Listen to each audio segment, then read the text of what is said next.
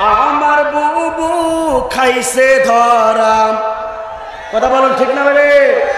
আমার বুবু খাইছে ধরা, এবার তো আর রক্ষা নাই, হাসিনা নাই দেশে নাই, পালাই গেছে ইন্ডিয়ায়। কথা বলুন ঠিক না বলে? আমার বুবু পাইছে ধরা, আমার বুবু খাইছে ধরা, এবার তো আর রক্ষা নাই, হাসিনা নাই দেশে নাই, পালাই গেছে ইন্ডিয়ায়। হাসিনা নাই দেশে নাই, পালাই গেছে ইন্ডিয়ায়। ও বুবু দিল্লি তোমার মামা বাড়ি, সেটাই বুবু দিছে বাড়ি। ও বুবু দিল্লি তোমার মামা বাড়ি, সেটাই বুবু দিছে পারি। বীর জনতা জানতে চায়, বীর জনতা জানতে চায় বুবু, বীর জনতা জানতে চায় বুবু, তোমার হবে ফাঁসি। কথা বলুন ঠিক না বেরে? হাসিনা নাই দেশে নাই, পালাই গেছে ইন্ডিয়ায়। কথা বলুন ঠিক না বেঠি?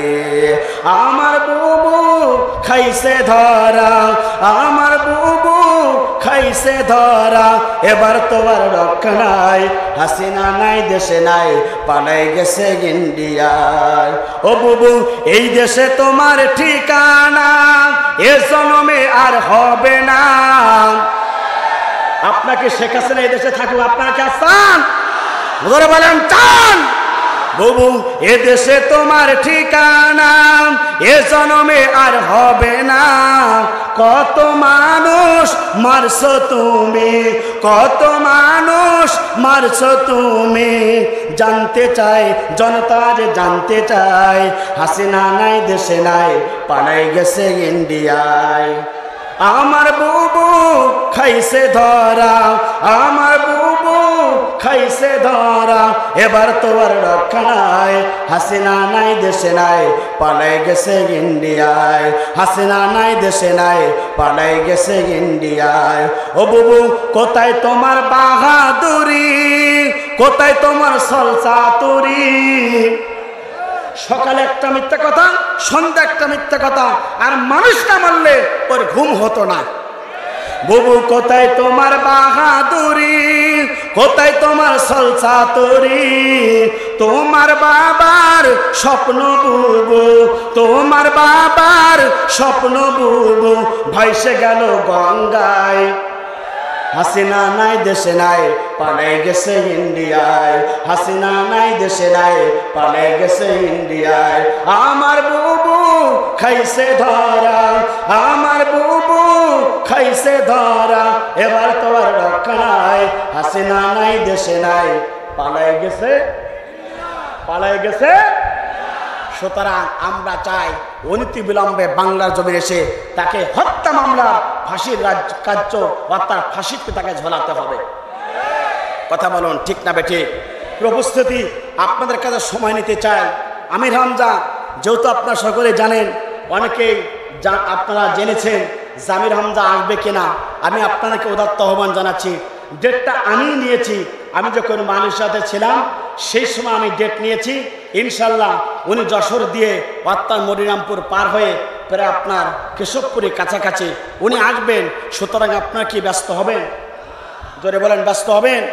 আপনাদের কাছে আমার উদাত্ত আহ্বান, কেউ বিশৃঙ্খলা সৃষ্টি করবেন না। তো 4টা বাজুক আর 5টা বাজুক, যে কোনো সময় উনি এসে আপনাদের মাঝে কথা বলবেন। আপনাকে বিশৃঙ্খলা তৈরি করবেন? যদি ডক্টর শফিকুর রহমানের আদেশে যদি বাংলাদেশ জামাত ইসলামের প্রত্যেকটা মানুষকে যদি ক্ষমা করে দিতে পারে, আর আপনি আমি কি একটু ধৈর্য সহকারে আজকে কোরআনের ময়দানে বসে থাকতে পারবো না? কারা কারা কোরআনের ময়দানে ধৈর্যচ্যুত না হয়ে ধৈর্যের সাথে কোরআনের ময়দানে বসে থাকবেন? দুহাত তুলে একটু আল্লাহকে দেখান। লিল্লাহে তাকবীর, লিল্লাহে তাকবীর। হাত নামান। প্রিয় উপস্থিতি, আজকে আপনাদের সম্মুখে গুরুত্বপূর্ণ আলোচনা করতে চাই। আমরা এসেছি কোরআন শোনার জন্য। বলুন তো এই কোরআনুল কারীমটা কার?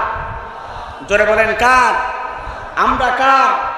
এই জমিন ইসলাম প্রতিষ্ঠা হোক আমরা চাই কিনা? জোরে বলেন চাই কিনা? আমরা এখন সকলেই দাবি বাংলাদেশে ইসলাম প্রতিষ্ঠা হোক। কথা বলেন ঠিক না বেঠে? সাইদি কি মরে গেছে না আমাদের মাঝে আছে? আর জোরে বলেন ঠিক না বেঠি?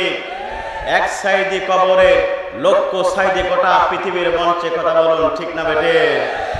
আল্লামা সাইদি তুমি মরণি, শহীদ হয়েছ তুমি এটাই জানি।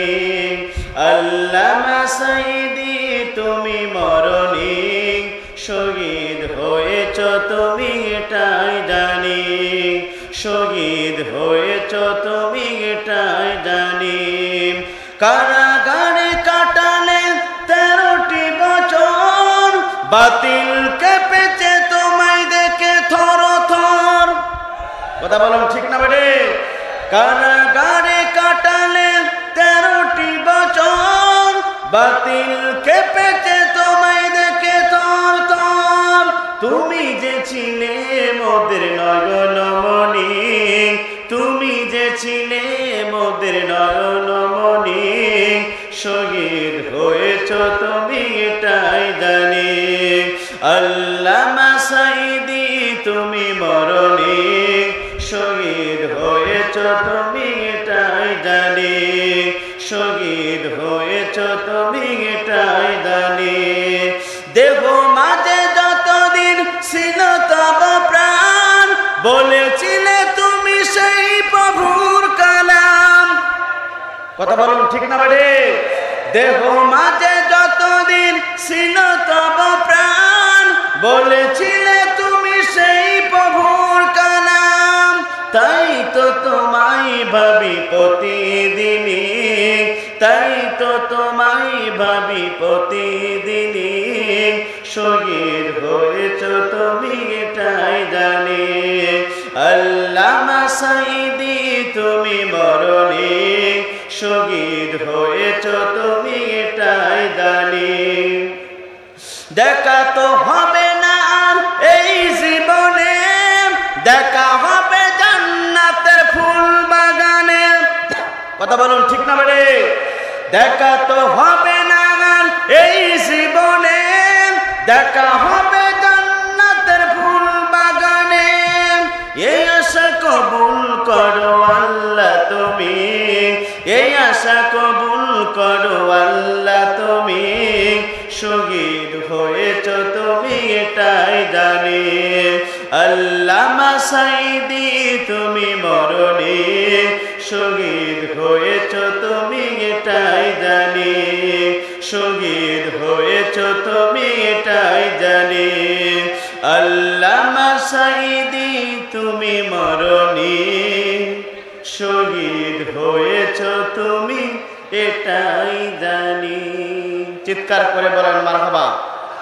শহীদ আবু সাইদ পর্যন্ত মাত্র 10টা হাত দূরে থেকে পুলিশের সামনে নিজের বুকটাকে পেতে দিয়ে সে দেখিয়ে গেল এই বাংলাদেশের যুবকেরা ইসলামের জন্য, কোরআনের জন্য, মাতৃভূমিকে স্বাধীন করার জন্য নিজের বুক পর্যন্ত দিতে পারে, জীবন পর্যন্ত দিতে পারে, কিন্তু বাতিলের কাছে মাথা নত করতে পারে না। শহীদ আবু সাইদ এটাই দিকে গেল। শহীদ আবু সাইদ হচ্ছে গোটা পৃথিবীর একজন ব্যক্তি, সে 1971 সালে নয় 2024 সালের বাংলাদেশের স্বাধীনতার জন্য সবচেয়ে বড় অবদান যার। আমরা তার রূহের মাগফিরাত কামনা করি। আল্লাহ পাক তার অনুসারী যারা এই দুনিয়ার মাঝ থেকে চলে গেছে 2024 সালে দ্বিতীয়বার বাংলাদেশ স্বাধীন করতে গিয়ে যারা জীবন দিয়েছে, আল্লাহ পাক তাদের কবরবাসীগুলোকে জান্নাতের টুকরা বানিয়ে দিয়ে চিৎকার করে বলেন আল্লাহুম্মা আমিন। এবং যারা এখনো যারা হাসপাতালে অসুস্থ আছে, আমরা দোয়া করি আল্লাহ তাআলার কাছে যেন আল্লাহ রাব্বুল আমিন অতি তাড়াতাড়ি যে ভাইরা আমার অসুস্থ আছে তাদের শিফায় কামেলা দান করুক, আমাদের মাঝে যেন আবারও ফিরে আসতে পারে সেই তৌফিক দান করুক। চিৎকার করে বলেন আল্লাহুম্মা আমিন। প্রিয় উপস্থিতি, আমরা এই দোয়া মাহফিলে এবং কোরআনের মঞ্চে আসতে পেরে খুশি না বেজার? জোরে বলেন খুশি না বেজার? কারা কারা খুশি দুহাত তুলে একটি আল্লাহকে দেখায়। লিল্লাহি তাকবীর, লিল্লাহি তাকবীর। হাত নামান। আমরা এমন একটি পরিবেশ পাবো, এখান থেকে 1 মাস আগেও কি আমরা জানতাম? জোরে বলেন জানতাম? মঞ্চেতে কোরআনের কথা বলাই যেত না। এই কেশবপুরে এই এলাকার অনেকবার এসেছি, কোরআনের কথা বলতে গেলে অনেক বাধা প্রতিবন্ধকতা, অনেকে আমাকে ডিস্টার্ব করছে। সুতরাং এই 2024 সালে 5 আগস্টের পরে বাংলাদেশে ইসলামী রাষ্ট্রের জন্য ইনশাল্লাহ বিজয় হয়েছে। সুতরাং আগামীর পার্লামেন্ট হবে কোরআনের পার্লামেন্ট, আগামীর পার্লামেন্ট হবে ইসলামী আন্দোলনের পার্লামেন্ট, আগামীর পার্লামেন্ট হবে বাংলার জমিনে কোরআনের পার্লামেন্ট। সুতরাং কোরআনের পার্লামেন্টকে যদি বিজয় লাভ করাতে হয় সিদ্ধান্ত গ্রহণ করতে হবে। আজকে শহীদ আল্লামা সাঈদী আবু সাঈদের বচন করে দীপ্ত শপথ নিতে হবে আগামী সংসদ নির্বাচনে বাংলার জমিনে ইসলামী আন্দোলনকে বিজয় লাভ করার জন্য আপনার সমর্থ থাকা দরকার।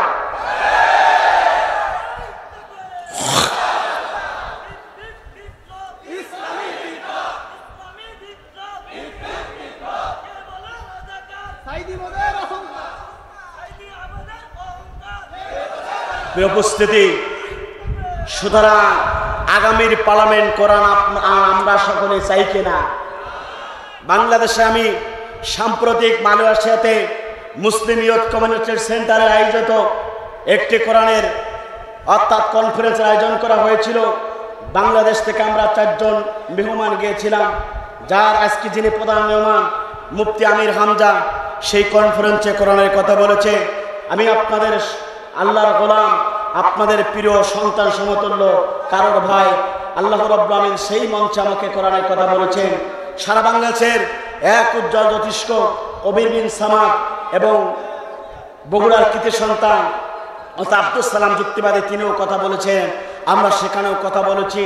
তো মালয়েশিয়া প্রবাসীর সকলের দাবি আগামীতে যেন এই বাংলাদেশে ইসলামী রাষ্ট্র প্রতিষ্ঠার জন্য যারা বাংলাদেশে সঠিকভাবে একটি দল আছে, যারা বাংলাদেশে যদি পার্লামেন্টে যেতে পারে, তারা বিশ্বাস করে এই বাংলাদেশের সমস্ত রক্ত খচিত এই লাল পতাকা তারা টিকিয়ে রাখতে পারবে। এই দলটা আর কেউ নাই। ওপেন ভাবে তারা বলে দিয়েছে বাংলাদেশ জামাত ইসলামের কাছে যদি বাংলাদেশের পার্লামেন্ট দেওয়া হয় তাহলে সমস্ত গোটা পৃথিবীর বাঙালি যারা আছে তারা বিশ্বাস করে এই দেশ সঠিকভাবে চলবে।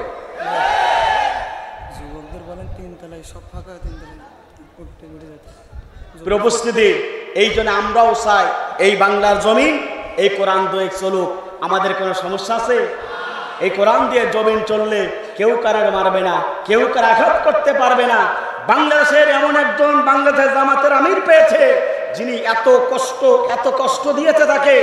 এই বাংলাদেশে জামাত ইসলাম করতে গিয়ে 5-6 জন প্রায় শহীদ হয়েছে, তারা বিদেশের বুকে পালাই যায় নাই। সুতরাং বাংলাদেশের সবচেয়ে ক্ষতিগ্রস্ত হয়েছে বাংলাদেশ জামাত ইসলামের কর্মীরা এবং তারা জুলুম নির্যাতনের শিকার হয়েছে। কিন্তু তিনি বিদায় হওয়ার পরে ঘোষণা দিয়েছে আমি সমস্ত মানুষগুলোকে ক্ষমা করে দিয়েছি। সুতরাং যে ব্যক্তিটা জুলুম নির্যাতনের শিকার হওয়ার পরেও মানুষকে ক্ষমা করে দিতে পারে, এই ব্যক্তিটা মনে হচ্ছে বাংলাদেশ চালানোর সবচেয়ে বড় দাবিদার। কথা বলুন ঠিক না বেঠিক? উপস্থিতি, আরেকটা কথা বলে আমার আলোচনা শুরু করতে চাই। আমাকে অনেকে প্রশ্ন করেছে যে হুজুর, বাংলাদেশের স্বাধীনতার পূর্বে দীর্ঘ 5টি বছর বাংলাদেশের সবচেয়ে আলোচিত বক্তা ডক্টর মিজানুর রহমান আজহারী তিনি আলোচনা করতে পারেন না। এই জালিম শেখ হাসিনা স্বৈরাচার শাসক, রক্ত খচিত শাসক, যে রক্ত না দেখলে তার ঘুম হতো না। পরিকল্পিত করে শেখ হাসিনা ডক্টর মিজানুর রহমান আজহারীকে বিদেশের মাটিতে তারাই অর্থাৎ তাকে বিতাড়িত করেছিল। অনেকে আমার কাছে প্রশ্ন করে ডক্টর মিজানুর রহমান আজহারী কবে আসবে?